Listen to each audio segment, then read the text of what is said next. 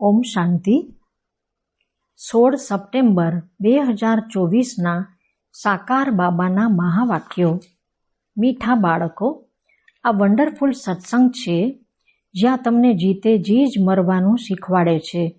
જીતે જી મરવાવાળા જ હંસ બને છે. પ્રશ્ન છે, આપ બાળકોને હમણાં કઈ એક ચિંતા છે? ઉત્તર છે, આપણે વિનાશની પહેલા સંપન્ન બનવાનું છે. જે બાળકો જ્ઞાન અને યોગમાં મજબૂત થતા જાય છે તેમને મનુષ્યથી દેવતા બનાવવાની આદત પડતી જાય છે. તે સર્વિસ વગર રહી નથી શકતા. જિન્નની જેમ ભાગતા રહેશે. સર્વિસની સાથે સાથે સ્વયંને પણ સંપન્ન બનાવવાની ચિંતા હશે. ઓમ શાંતિ. રૂહાની બાપ રૂહાની બાળકોને સમજાવે છે, રૂહ હમણાં સાકારમાં છે અને પછી પ્રજાપિતા બ્રહ્માની સંતાન છે, કારણ કે એડોપ્ટ કરેલા છે. તમારા માટે બધા કહે છે આ ભાઈ બહેન બનાવે છે. બાળકોને બાપે સમજાવ્યું છે કે અસલમાં આ આત્માઓ ભાઈ ભાઈ છો. હવે નવી સૃષ્ટિ બને છે તો પહેલા બ્રાહ્મણ ચોટલી જોઈએ. તમે ક્ષુદ્ર હતા, હવે ટ્રાન્સફર થયા છો. બ્રાહ્મણ પણ તો જોઈએ જરૂર. પ્રજાપિતા બ્રહ્માનું નામ તો પ્રસિદ્ધ છે. આ હિસાબથી તમે સમજો છો આપણે બધા બાળકો ભાઈ બહેન થયા. જે પણ પોતાને બ્રહ્મા કુમાર બ્રહ્મા કુમારી કહે છે તે જરૂર ભાઈ બહેન થયા. બધા પ્રજાપિતા બ્રહ્માના સંતાન છે તો ભાઈ બહેન જરૂર હોવા જોઈએ. આ સમજાવવાનું છે જે બે સમજ છે. બે સમજ પણ છે અને પછી અંધવિશ્વાસ પણ છે. જેમની પૂજા કરે છે, વિશ્વાસ પણ રાખે છે આ ફલાણા છે, પરંતુ એમને જાણતા કંઈ પણ નથી. લક્ષ્મીનારાયણની પૂજા કરે છે પરંતુ એ ક્યારે આવ્યા, કેવી રીતે બન્યા, પછી ક્યાં ગયા, કંઈ પણ નથી જાણતા. કોઈ પણ મનુષ્ય નહેરુ વગેરેને જાણે છે તો તેમની હિસ્ટ્રી જ્યોગ્રાફીની બધી ખબર છે. જો બાયોગ્રાફીને નથી જાણતા તો તે શું કામનું? પૂજા કરે છે પરંતુ એમની જીવન કહાણીને નથી જાણતા. મનુષ્યોની જીવન કહાણીને તો જાણે છે પરંતુ જે મહાન ભૂતકાળમાં થઈ ગયા છે એમની એક પણ જીવન કહાણીને નથી જાણતા. શિવના કેટલા અનેક પૂજારી છે. પૂજા કરે છે પછી મુખેથી કહી દે છે આ તો પથ્થર ભીતરમાં છે, કણકણમાં છે. શું આ જીવન કહાણી થઈ? આ તો અક્કલની વાત ન થઈ. પોતાને પણ પતિત કહે છે. પતિત શબ્દ કેટલો બંધ બેસે છે. પતિત એટલે વિકારી. તમે સમજાવી શકો છો કે આપણે બ્રહ્મા કુમાર કુમારી કેમ કહેવાઈએ છીએ? કારણ કે બ્રહ્માના સંતાન છીએ અને એડોપ્ટેડ છીએ. આપણે કુક વંશાવલી નથી, મુખ વંશાવલી છીએ. બ્રાહ્મણીઓ તો ભાઈ બહેન થયા ને, તો તેમની પરસ્પર ક્રિમિનલ દ્રષ્ટિ હોઈ ન શકે. ખરાબ વિચાર મુખ્ય છે જ કામ વિકારના.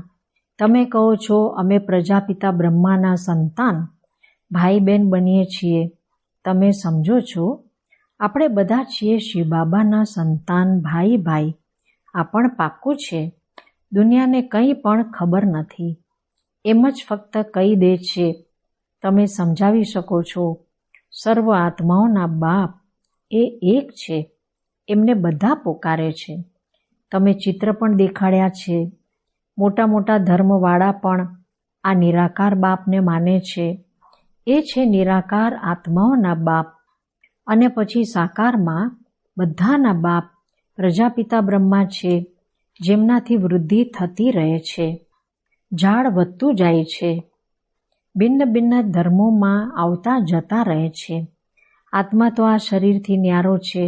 શરીરને જોઈને કહે છે આ અમેરિકન છે, આ ફલાણા છે. આત્માને તો નથી કહેતા. આત્માઓ તો બધા શાંતિધામમાં રહે છે. ત્યાંથી આવે છે પાઠ ભજવવા. તમે કોઈ પણ ધર્મવાળાને સંભળાવો, પુનર્જન્મ તો બધા લે છે અને ઉપરથી પણ નવા આત્માઓ આવતા રહે છે. તો બાપ સમજાવે છે તમે પણ મનુષ્ય છો. મનુષ્યને જ તો સૃષ્ટિના આદિ મધ્ય અંતની ખબર હોવી જોઈએ કે આ સૃષ્ટિચક્ર કેવી રીતે ફરે છે, આના રચયિતા કોણ છે, કેટલો સમય આને ફરવામાં લાગે છે, આ તમે જ જાણો છો. દેવતાઓ તો નથી જાણતા. મનુષ્ય જ જાણીને પછી દેવતા બને છે. મનુષ્યને દેવતા બનાવવાવાળા છે બાપ. બાપ પોતાનો અને રચનાનો પણ પરિચય આપે છે. તમે જાણો છો, આપણે બીજરૂપ બાપના બીજરૂપ બાળકો છીએ. જેમ બાપ આ ઉલટા વૃક્ષને જાણે છે, તેમ આપણે પણ જાણી ગયા છીએ. મનુષ્યને ક્યારેય આ સમજાવી ન શકે, પરંતુ તમને બાપે સમજાવ્યું છે. જ્યાં સુધી તમે બ્રહ્માના બાળકો નથી બન્યા, ત્યાં સુધી અહીં આવી નથી શકતા. જ્યાં સુધી આખો કોર્સ કરીને સમજતા નથી, ત્યાં સુધી આપ બ્રાહ્મણોની સભામાં બેસાડી કેવી રીતે શકો? આને ઇન્દ્ર સભા પણ કહે છે. ઇન્દ્ર કોઈ તે પાણીનો વરસાદ નથી વરસાવતા, ઇન્દ્ર સભા કહેવાય છે. પરીઓ પણ તમારે બનવાનું છે. અનેક પ્રકારની પરીઓ ગવાયેલી છે. કોઈ બાળકો સારા શોભનિક હોય તો કહે છે ને કે આ તો જાણે પરી છે. પાવડર વગેરે લગાવીને સુંદર બની જાય છે. સતયુગમાં તમે બનો છો પરીઓ, પરિજાદા. હમણાં તમે જ્ઞાન સાગરમાં જ્ઞાન સ્નાન કરવાથી પરીઓ બની જાઓ છો. તમે જાણો છો, આપણે શુંથી શું બની રહ્યા છીએ. જે સદા પવિત્ર બાપ છે, સદા સુંદર છે, એ મુસાફર તમને આવા બનાવવા માટે શ્યામ તનમાં પ્રવેશ કરે છે. હવે ગોરા કોણ બનાવે? બાબાએ બનાવવા પડે ને. સૃષ્ટિનું ચક્ર તો ફરવાનું છે. હવે તમારે ગોરા બનવાનું છે. ભણાવવાવાળા જ્ઞાન સાગર એક જ બાપ છે. જ્ઞાનના સાગર પ્રેમના સાગર છે. એ બાપની જે મહિમા ગવાય છે તે લૌકિક બાપની થોડી હોઈ શકે છે. બેહદના બાપની જ મહિમા છે. એમને જ બધા પોકારે છે કે અમને આવી મહિમાવાળા આવીને બનાવો. હમણાં તમે બની રહ્યા છો ને, નંબરવાર પુરુષાર્થ અનુસાર. ભણવામાં બધા એકરસ નથી હોતા. રાત દિવસનો ફરક હોય છે ને. તમારી પાસે પણ ખૂબ આવશે. બ્રાહ્મણ જરૂર બનવાનું છે. પછી કોઈ સારી રીતે ભણે છે, કોઈ ઓછું. જે ભણવામાં સૌથી સારા હશે તે બીજાને પણ ભણાવી શકશે. તમે સમજી શકો છો, આટલી કોલેજો બનતી રહે છે. બાબા પણ કહે છે, કોલેજ એવી બનાવો જે કોઈ પણ સમજી શકે કે આ કોલેજમાં રચયિતા અને રચનાના આદિ મધ્ય અંતનું નોલેજ મળે છે. બાપ ભારતમાં જ આવે છે તો ભારતમાં જ કોલેજ ખુલતી રહે છે. આગળ જઈ વિદેશમાં પણ ખુલતી જશે. ખૂબ કોલેજ, યુનિવર્સિટી જોઈએ ને, જ્યાં ઘણા આવીને ભણે. પછી જ્યારે ભણતર પૂરું થશે તો દેવી દેવતા ધર્મમાં બધા ટ્રાન્સફર થઈ જશે, અર્થાત મનુષ્યથી દેવતા બની જશે. તમે મનુષ્યથી દેવતા બનો છો ને. ગાયન પણ છે, મનુષ્ય સે દેવતા કિએ કરત ન લાગે વાર. અહીં આ છે મનુષ્યની દુનિયા, તે છે દેવતાઓની દુનિયા. દેવતાઓ અને મનુષ્યમાં રાત દિવસનો ફરક છે. દિવસમાં છે દેવતાઓ, રાતમાં છે મનુષ્ય. બધા ભક્ત જ ભક્ત છે, પૂજારી છે. હવે તમે પૂજારીથી પૂજ્ય બનો છો. સતયુગમાં શાસ્ત્ર, ભક્તિ વગેરેનું નામ નથી હોતું. ત્યાં છે બધા દેવતા. મનુષ્ય હોય છે ભક્ત. મનુષ્ય જ પછી દેવતા બને છે. તે છે દૈવી દુનિયા. આને કહેવાય છે આસુરી દુનિયા. રામ રાજ્ય અને રાવણ રાજ્ય. પહેલાં તમારી બુદ્ધિમાં થોડી હતું કે રાવણ રાજ્ય કોને કહેવાય છે. રાવણ ક્યારે આવ્યો? કંઈ પણ ખબર નહોતી. કહે છે કે લંકા સમુદ્રમાં ડૂબી ગઈ. તેમજ પછી દ્વારકા માટે પણ કહે છે. હવે તમે જાણો છો કે આ આખી લંકા ડૂબવાની છે. આખી દુનિયા પણ બેહદની લંકા છે. આ આખી ડૂબી જશે, પાણી આવી જશે, બાકી સ્વર્ગ કોઈ ડૂબે થોડી છે. કેટલું અથાગ ધન હતું. બાપે સમજાવ્યું છે, એક જ સોમનાથના મંદિરને મુસલમાનોએ કેટલું લૂંટ્યું. હમણાં જુઓ, કંઈ નથી રહ્યું. ભારતમાં કેટલું અથાગ ધન હતું. ભારતને જ સ્વર્ગ કહેવાય છે. હમણાં સ્વર્ગ કહેવાશે? હમણાં તો નર્ક છે, પછી સ્વર્ગ બનશે. સ્વર્ગ કોણ, નર્ક કોણ બનાવે છે, આ હવે તમે જાણી ગયા છો. રાવણ રાજ્ય કેટલો સમય ચાલે છે તે પણ બતાવ્યું છે. રાવણ રાજ્યમાં કેટલા બધા ધર્મ થઈ જાય છે. રામ રાજ્યમાં તો ફક્ત સૂર્યવંશી, ચંદ્રવંશી રહે છે. હમણાં તમે ભણી રહ્યા છો. આ ભણતર બીજા કોઈની બુદ્ધિમાં નથી. તે તો છે જ રાવણ રાજ્યમાં. રામ રાજ્ય હોય છે સતયુગમાં. બાપ કહે છે, હું તમને લાયક બનાવું છું, પછી તમે ના લાયક બની જાઓ છો. ના લાયક કેમ કહેવાય છે? કારણ કે પતિત બની જાઓ છો. દેવતાઓની લાયકીની મહિમા અને પોતાની ન લાયકીની મહિમા ગાય છે. બાપ સમજાવે છે, તમે જ્યારે પૂજ્ય હતા તો નવી દુનિયા હતી. ખૂબ થોડા મનુષ્ય હતા. આખા વિશ્વના તમે જ માલિક હતા. હમણાં તમને ખુશી ખૂબ હોવી જોઈએ. ભાઈ બહેન તો બનો છો ને. તે લોકો કહે છે આ ઘર તોડાવે છે. તે જ પછી આવીને જ્યારે શિક્ષા લે છે તો અહીં આવવાથી સમજે છે કે નોલેજ તો ખૂબ સરસ છે. અર્થ સમજે છે ને. ભાઈ બહેન વગર પવિત્રતા ક્યાંથી આવે? બધો આધાર પવિત્રતા પર જ છે. બાપ આવે પણ છે મગધ દેશમાં, જે ખૂબ નીચે પડેલો દેશ છે, ખૂબ પતિત છે. ખાવા પીવાનું પણ ગંદુ છે. બાપ કહે છે કે હું અનેક જન્મોના અંતવાળા શરીરમાં જ પ્રવેશ કરું છું. આજ 84 જન્મ લે છે. લાસ્ટ સો પછી ફર્સ્ટ, ફર્સ્ટ સો લાસ્ટ. ઉદાહરણ તો એકનું બતાવશે ને. તમારી રાજધાની બનવાની છે. જેટલું સારી રીતે સમજતા જશો પછી તો તમારી પાસે ખૂબ આવશે.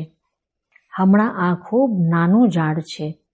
તોફાન પણ ખૂબ લાગે છે. સતયુગમાં તોફાનોની વાત જ નથી. ઉપરથી નવા નવા આત્માઓ આવતા રહે છે. અહીં તોફાન આવતા જ પડી જાય છે. ત્યાં તો માયાના તોફાન હોતા જ નથી. અહીં તો બેઠા બેઠા મરી જાય છે. અને પછી તમારું માયાની સાથે યુદ્ધ છે તો તે પણ હેરાન કરે છે. સતયુગમાં આવું નહીં થાય. બીજા કોઈ ધર્મમાં આવી વાત હોતી નથી. રાવણ રાજ્ય અને રામ રાજ્યને બીજા કોઈ સમજતા જ નથી. ભલે સત્સંગમાં જાય છે, ત્યાં મરવા જીવવાની વાત નથી થતી. અહીં તો બાળકો એડોપ્ટ થાય છે. કહે છે કે અમે શિવ બાબાના બાળકો છીએ. એમની પાસેથી વારસો લઈએ છીએ. લેતા લેતા પછી નીચે પડે છે તો વારસો પણ ખલાસ. હંસથી બદલાઈને બગલા બની જાય છે. તો પણ બાપ રહેમ દિલ છે તો સમજાવતા રહે છે. તો કોઈ ફરીથી ચડી જાય છે. જે સ્થિર રહે છે તેમને કહેવાશે મહાવીર, હનુમાન. તમે છો મહાવીર, મહાવીરની. નંબરવાર તો છે જ. સૌથી પહેલવાનને મહાવીર કહેવાય છે. આદિદેવને પણ મહાવીર કહે છે. જેનાથી આ મહાવીર જન્મે છે, જે વિશ્વ પર રાજ્ય કરે છે. નંબરવાર પુરુષાર્થ અનુસાર રાવણ પર વિજય પ્રાપ્ત કરવા માટે પુરુષાર્થ કરતા રહે છે. રાવણ છે 5 વિકાર. આ તો સમજવાની વાત છે. હવે તમારી બુદ્ધિનું તાળું બાપ ખોલે છે. પછી તાળું એકદમ બંધ થઈ જાય છે. અહીં પણ એવા છે જેમનું તાળું ખુલે છે તે જઈને સર્વિસ કરે છે. બાપ કહે છે જઈને સર્વિસ કરો. ગટરમાં જે પડ્યા છે તેમને કાઢો. એવું નહીં કે તમે પણ ગટરમાં પડો. તમે બહાર નીકળી બીજાને પડકારો. વિષય વેતરણી નદીમાં અપરમ અપાર દુઃખ છે. હવે અપરમ અપાર સુખોમાં જવાનું છે. જે અપરમ અપાર સુખ આપે છે તેમની મહિમા ગવાય છે. રાવણ જે દુઃખ આપે છે તેની મહિમા થશે શું? રાવણને કહેવાય છે અસુર. બાપ કહે છે, તમે રાવણ રાજ્યમાં હતા. હવે અપાર સુખ મેળવવા માટે તમે અહીં આવ્યા છો. તમને કેટલા અપાર સુખ મળે છે. ખુશી કેટલી રહેવી જોઈએ અને ખબરદારી પણ રહેવી જોઈએ. પદ તો નંબરવાર હોય છે. દરેક એક્ટર્સનું પદ અલગ છે. બધામાં તો ઈશ્વર હોઈ ન શકે. બાપ દરેક વાત સમજાવે છે. તમે બાપને અને રચનાના આદિ મધ્ય અંતને જાણી જાઓ છો. નંબરવાર પુરુષાર્થ અનુસાર નંબરવાર ભણતર પર જ માર્ક્સ મળે છે. આ છે બેહદનું ભણતર.